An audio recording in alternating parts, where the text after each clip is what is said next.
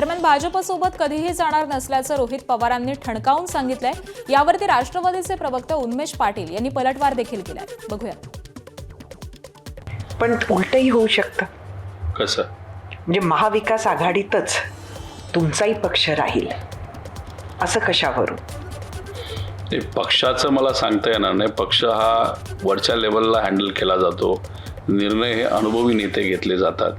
मी तसा अनुभवामध्ये फार लहान आहे, विचारामध्ये नक्कीच काही प्रमाणात पक्का झालेलो आहे।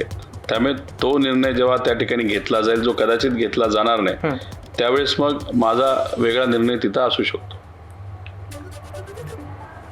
म्हणजे तुम्ही भाजपाबरोबर तुम्ही कधी जाणार नाही? नाही जाणार।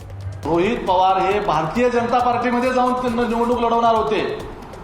रोहित पवारांनी त्यांनी त्यावेळेला परिवारामध्ये पवार साहेबांना धमकी दिली होती की जर मला तिकीट दिलं नाही तर मी आणि माझा परिवार भारतीय जनता पार्टीमध्ये प्रवेश करू आणि तिकडून निवडणूक लढवू, अशा पद्धतीची धमकी रोहित पवारांनी दिली होती।